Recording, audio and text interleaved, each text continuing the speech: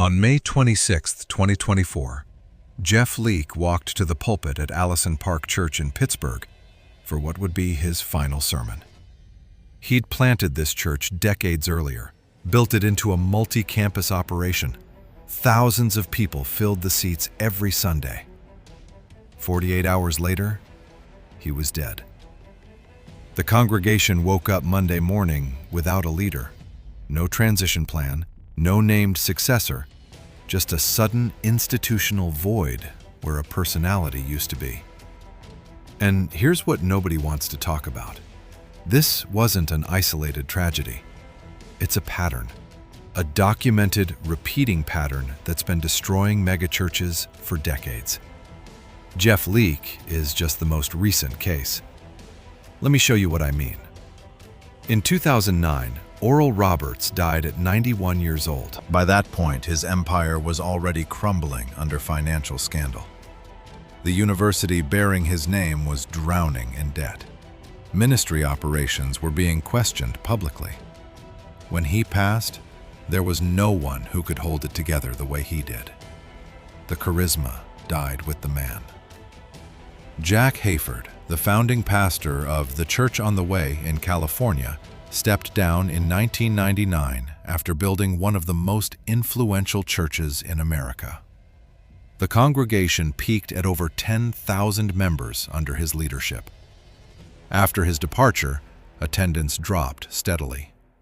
The building that once hosted thousands now serves a much smaller community. Robert Schuller built the Crystal Cathedral in Garden Grove, California, an architectural icon. Glass walls, soaring ceilings, and a congregation that filled every seat. Schuller's health declined in the late 2000s. Revenue collapsed. In 2012, the ministry filed for bankruptcy. The iconic Crystal Cathedral building was sold to the Catholic Diocese of Orange for $57.5 million.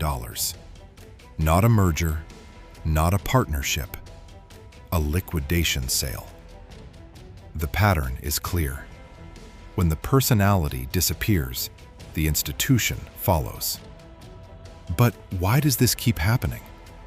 Because megachurches are not built like institutions. They're built like startups around a charismatic founder. And when you build everything around one person, you create a business model that cannot survive without them. Research from Dr. Warren Bird on megachurch succession shows that congregations experience a 40 to 60% drop in attendance within 5 years of a founding pastor's departure. That's not a gradual decline. That's institutional collapse. And the money follows the same trajectory.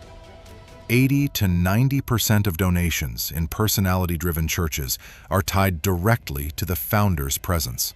Not the mission, not the theology, the person. Donors give because they believe in him. They trust him. They feel connected to him.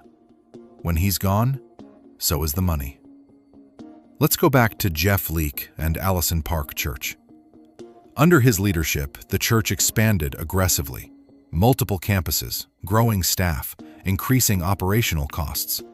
All of it dependent on one man's ability to draw a crowd and inspire donations. Now he's gone.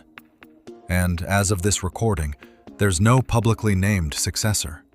No clear transition plan that was communicated to the congregation before his death. So what happens to the staff, the campuses, the donors who gave because they believed in Jeff Leake specifically? The Crystal Cathedral case answers that question. Robert Schuller didn't die suddenly like Jeff Leake. His decline was gradual. Years of deteriorating health. Plenty of time to plan a succession. And they tried. His son took over, then his daughter, then other leaders. None of it worked. By 2010, the ministry owed over $50 million. Creditors forced a bankruptcy filing. The building was auctioned off.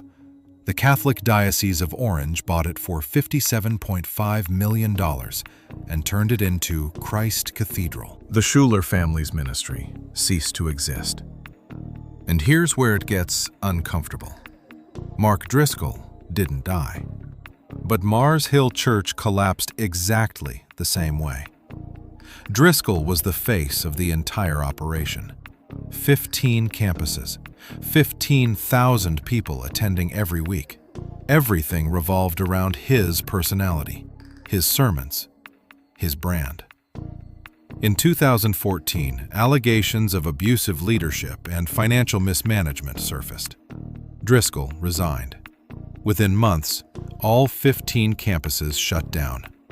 15,000 attendees disappeared. The entire institution evaporated because it was built on one man. From 15,000 to zero.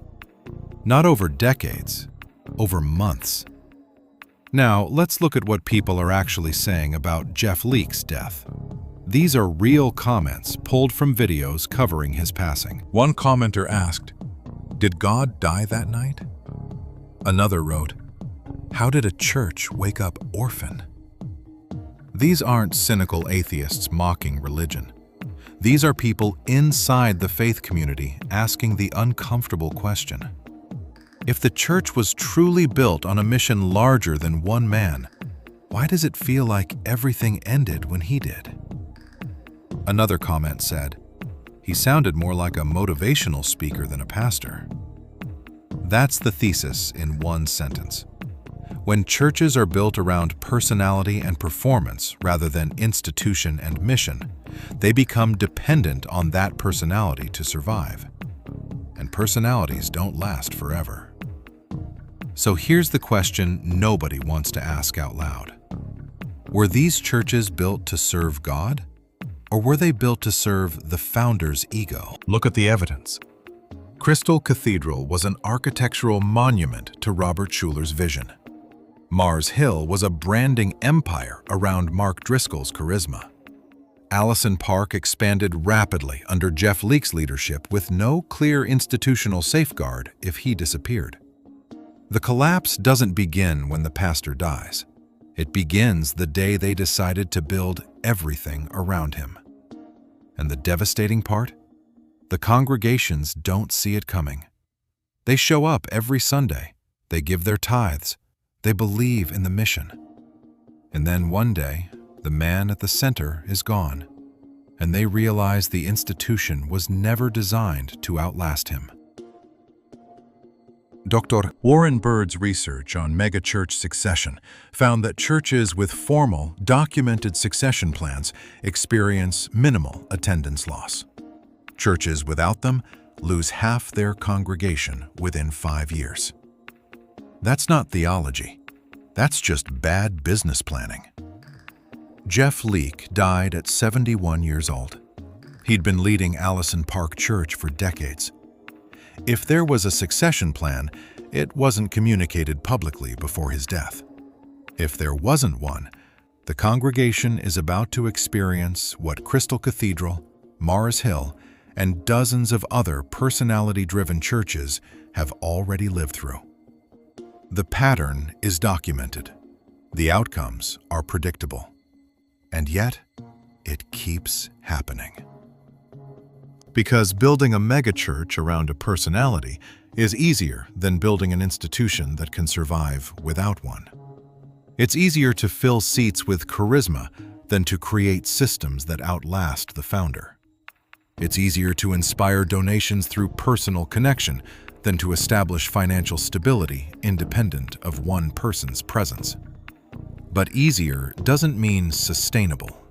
Oral Roberts, Robert Schuller, Mark Driscoll, Jeff Leake. The names change, the pattern doesn't. And the congregations left behind are forced to ask the same question every time. Was this ever about something bigger than him? Or was it always just about him? The evidence suggests an answer most people don't want to hear. When the personality dies, the institution follows. Not because God abandoned the church, but because the church was never built to exist without the man at the center. That's not a crisis of faith. That's a crisis of design.